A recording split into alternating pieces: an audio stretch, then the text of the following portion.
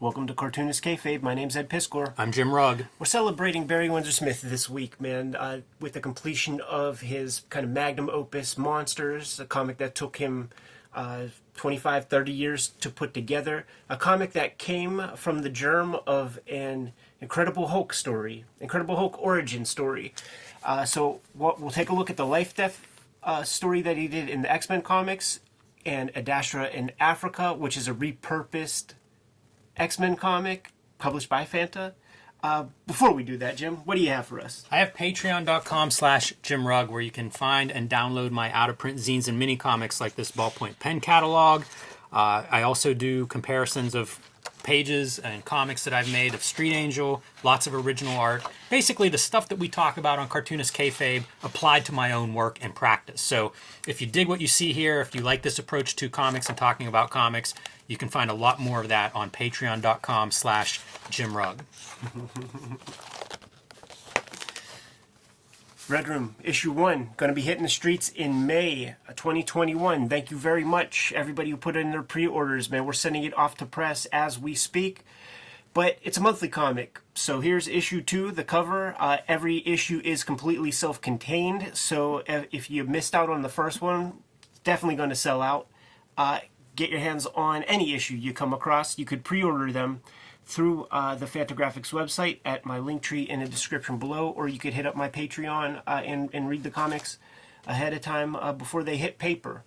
Anyhow, Jimmy, let's take a look at Barry Windsor Smith's art on the classic Lifedeath story from the X-Men comics. You could see right here that these were not put out 1 month after the other. In fact, they're double-sized issue for this one here.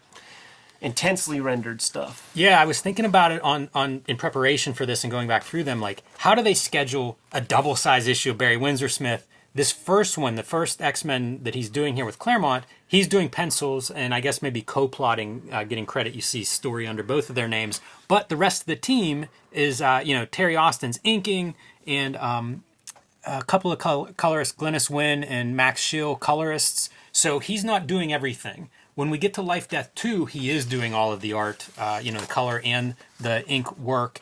And I think it's a regular-sized issue. Yeah. But this one is like a big, meaty. This is another, all these X-Men issues that Barry Windsor Smith does. I sought these out when I was a fan of his from Weapon X in the 90s, and I loved all of them. It's Barry Windsor Smith in mature, Marvel Comics era Barry Windsor Smith. So you get his beautiful figure drawing and really cool stories. And they're neat because they're kind of standalone, which was unusual with Chris Claremont X-Men issues. Right. Talk about beautiful figure drawing. Like, look at that piece right there. Like, that is from a model, no doubt. It's classic, too, because you see all the folds in the cloth, which would be something that I can remember in art school having, put the drapery over something, and now you're drawing folds and studying still that. Life. Yeah, it's a still life. This is the story, existential crisis. This woman who was revered as a god for years, she has her powers completely taken away. Not only that, like, she was in that phase where she was kind of she went goth for a minute and became a little bit more hardcore. So her whole world has shifted, and she's connected with this dude Forge, who we learn, lost some things of his own along the way. Never seen a better Cerebro, by the way. Very cool. Yeah, it's a really interesting story, and it's part of what made Claremont's X-Men so great was how strong these characters were. And I feel like, this is just a showcase for that characterization. As great of a story as it is, it's really focused on these characters. And it's interesting to me that Barry Windsor Smith only penciling, but does get that co-author story credit in the credits. So, having some real input here. Going through his work these last, month or so, it's impressed me, his writing ability. Right. And obviously something that he was concerned about and interested in pretty early on. Man, this triggers me, Jim, because whenever I was doing research and preparing for X-Men Grand Design, I got to this part, and I had to have... This is how you have the coolest job ever, because when I got to this part, these are the dire wraiths from ROM. So I had to ask Marvel, like, hey, do you have the rights, man? Yes. Like, can I, like, how do I do this, man? I forget how I saw, they just had to be generic aliens or something. But the fact that that's a conversation you have to have at your job, it ain't sheetrock in a bathroom. You know what I'm saying? It's a weird one. Yeah, I often talk about comic making concerns with my wife. She's never impressed that that's part of the job. You know what's funny, though? Often she expresses how surprised she is that that can be a job. And Jim, that was me being nice, by the way, because I could have put them in there, and I guarantee you 100% of the people that I was working with, like administratively, would have had no idea. You know what I'm saying? Dire Wraith, yeah, sure, whatever, right? I'm sure it would have slipped by everything. Anyhow, I digress. It's our chance to see Barry Windsor Smith do some cool stuff. These characters, it's so funny because like even Forge, like the animated series Forge with the little bandana and the ponytail and the classic like yellow and blue suit is so steeped in my mind that this looks off model, even though this is the OG. Yeah. And that Rogue feels off model to me, man. That Jim Lee Rogue is iconic. Yeah, I agree for sure. Another piece of X-Men is that evolution of those characters. You know, you talk about Storm and where she's at in this time period, and it's pretty distinct. I think everybody remembers Mohawk Storm, but it does speak to, like, she's had several looks. You know, all these characters, and it's something it's harder to keep track of in other books for some reason, but in X-Men it seems very distinct, these phases that characters go through. Claremont was the through line, you know, he kept all that stuff consistent, and throughout his tenure, like, he had grand plans of bringing characters in, like, the function of New Mutants was to make those characters the next X-Men and just to keep a perpetual motion machine happening. But when you create a Wolverine, maybe Marvel wants to keep that guy attached to that team. Yeah, he's not leaving. You can feel the Austin in here, you know, like I was just going to comment on it. It's still enough Barry Windsor Smith that you feel the vibe, but when you see stuff like this, you can feel the Austin. Yeah, it's interesting. We looked at a Bill Sienkiewicz collaboration with Barry Windsor Smith, and you know, you really feel that pronounced in terms of style. With this one, I do think Austin is deferring. You know, and Terry Austin, inker, you know, his primary credit in comics is inker, so it seems like he's deferring a lot to Barry Windsor Smith's pencils. And, you know, that style is coming through. And especially on some of these pages, you know, I think of these rain kind of atmospheric panels. They're in future X-Men issues that Windsor Smith does. They're in Monster. They're in Weapon X. It's very distinct as he starts to lay on that kind of atmosphere and mood.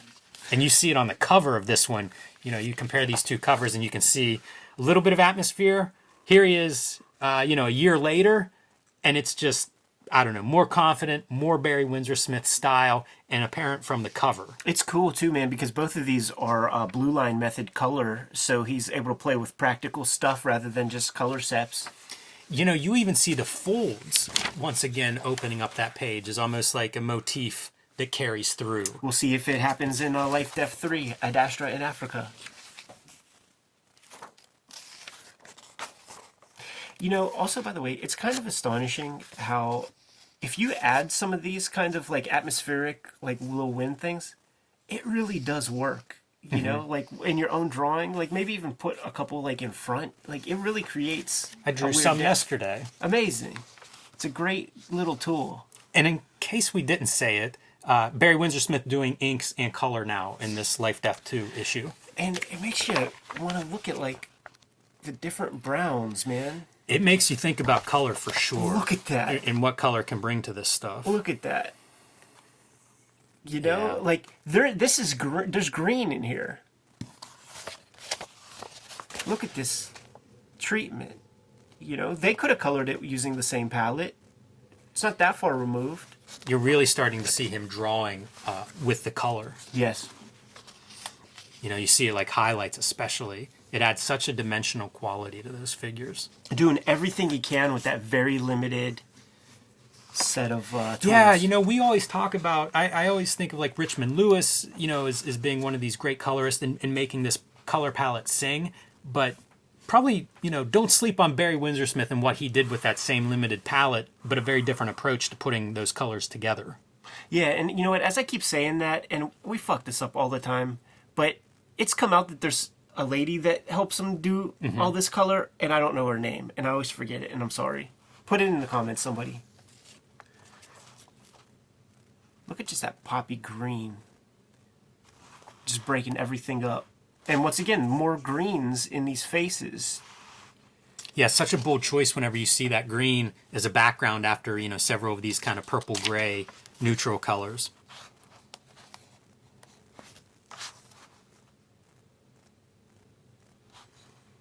The perils of technology upon our world, man.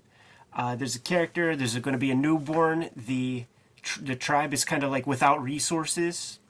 So when they get, you know, a haul of food, it's the old fogies that are the last to eat when there's a newborn in the house, man. Beautiful drawing. Yeah, the subtitle on the splash page is something about set in the heart of darkness. We're going Joseph Conrad. Yeah.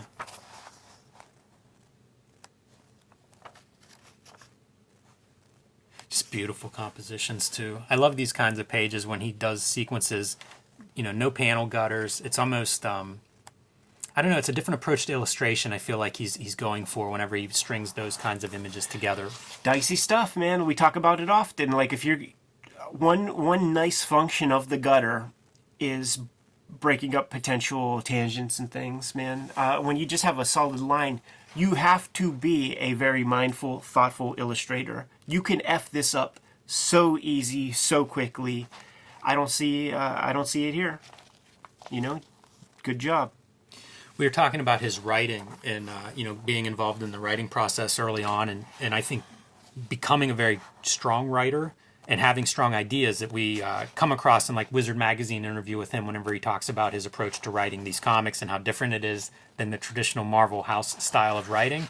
I think it's worth noting too, he pushes his art the same way. Yeah. You know, we see so many examples of him getting texture out of these marks, you know, and making different marks in order to create that texture. The grass looks different than the wind or the robes that Storm's wearing or Storm's hair. All of these different, you know, like just pushing it to try to get as much as possible. And we see that as a climax in Monster, right, where it's like such a variety of marks that he can apply. And I think we're going to see some here in Adastra in Africa, which would be probably about 15 years later. Right, but these pages were sitting in a drawer, so they were. I mean, they're lettered by Tom Orzechowski, so they were made around that period of time. For whatever reason, like there's nothing so controversial in here. Right. So I don't know why they languished for so long, but he just changed them up a little bit. He had those characters from the Young Gods in the Storyteller series. Mid-90s Dark Horse series that he did. That's where this character comes from. And it's kind of like a standalone story. You know, the other thing that he's critical about in interviews and stuff is work for hire contracts. Yeah. And he may have just started to, you know, he had done a Dark Horse series. Maybe he's starting to get some freedom where he gets to own the work, because 2/3 of that series was then republished at Fantagraphics. So maybe as he starts to venture away from Marvel, he's like, you know what? Maybe I'd rather do this as my own character than give it to Marvel to publish. So much heart and soul into this artwork. Big change here, of course, seeing it in black and white. Right. This is that period of time where like you wouldn't be getting color Fantagraphics books willy-nilly. Like that just was impossible back in these days, man. It's so strong in black and white. You know, you wonder if he had planned on doing it in color, if his thoughts were to do it as an X-Men installment. And then is he shopping these pages around or talking to you know, publisher, if they're like, hey, maybe you publish this in black and white because it's all there. Totally. Incredible penmanship. There are rare examples where the creators continue to push things even further in their kind of senior years. If this was the end point in terms of style, like that would be incredible. And he takes things, you know, five notches higher with monsters. It's visually extraordinary what's on these pages. Yeah, I mean, he's getting weird effects. Very good at light sources. We've talked about that as we go through these different videos about him. Here's your rain gimmicks. But it certainly shows off in these. It's funny, man. Is there rain in all of his comics? Well, there better be a rain in a Storm comic. That's true. That's for sure. Very fair. Then you wonder if, like, paste ups had to be done, if that shit was like, Ororo. Yeah, that would be a pain to remove. But who knows? Whenever we say this starts as a Storm idea, it may have been a bunch of pencil pages and notes and things. It's always hard to tell with that. Because this art looks like it makes sense in the late 90s when this was published. So, when we say it started one way, it's hard to tell if it sat in his drawer half finished, what the status was. Incredible penmanship every page. You could not do this comic. Like, this is too good for Marvel Comics. The amount of detail is spectacular.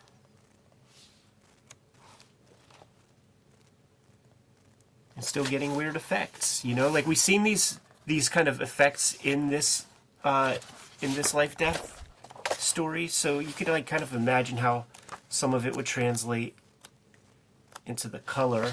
This stuff back here is kind of like some of the things that they're playing with there. It's so funny to see the through line of some of this stuff, like his stars and things, and then whenever you see them in Young Gods, it's still here. You can find the origins in those early X-Men issues. This is super weird, man. It's like a kayfabe interview with Adastra. I guess she's not in Africa anymore. She's just kind of chilling. Hey, if you're a god, you get around, right? Yeah, I guess, man. So what's the year on this book, man? Let me see. 1999. Yeah, a few years after Storyteller, the Dark Horse series ends. I think that's 97 is when that wraps. Solidifying his relationship with Uncle Gary and Fantagraphics a little bit more with this publication. Yeah, he's done a number of books with them. 2 volumes of Opus, 2 collections from the Storyteller series, Monsters. So, yeah. Quite a long relationship there. Not hard to twist my arm, man, to put some Barry Windsor Smith comics under the microscope, but... Ooh. Give everybody at home some eye candy there. Like an artist edition kind of gimmick. Yeah, it's great to see those marks. I cannot believe the amount of hatching that he does. Yeah. Consistently, too. It's not like it's just on the cover. He's not hiding anything with this. There's hiding kind of hatching, and that's not what we're seeing here. No, you can see it. The skull, the roundness of the skull, it's a little bit denser hatching, to get that underside. With a little white media in there cutting in. You see it? Yeah. Look close, guys. It's even like a ink wash a tiny bit. Yeah, I wonder how that'll translate. I don't know, man, but it's really awesome to see. Makes me want to get more and more Barry Windsor Smith artist editions. Let's make that shit happen. Anyhow, Kayfabers, like, follow, subscribe to the YouTube channel. Hit the bell. We'll notify you when new vids are available. Jimmy, what's out there? Join me on patreon.com/JimRugg, where you can download my hard-to-find, out-of-print zines. I think I have 10 of them up there now. Nice. You can also find lots of original art. You can see how I make comics, Q&As, all kinds of stuff. Hundreds of posts there, so join me, patreon.com/JimRugg. Red Room Issue 1 going to be hitting the stands in May. It's a monthly comic, so get it put on your pull list. We're taking pre-orders for issue number 2. Thank you, the Kayfabe audience. Thank Jimmy for the variant covers. Thanks Peach Momoko for the variant covers. You guys helped me turn out a hit. I'm very excited by it, but let's keep the gravy train rolling, man. Hit my link tree in the description below for the pre-order links. You can subscribe to the Cartoonist Kayfabe e-newsletter at the links below this video to keep up with everything we've got going on and coming out in 2021. You can find Cartoonist Kayfabe t-shirts and merchandise at the links below this video as well. Jimmy, give him one less set of marching orders, man. We're going to be on our way. Read more Barry Windsor Smith comics.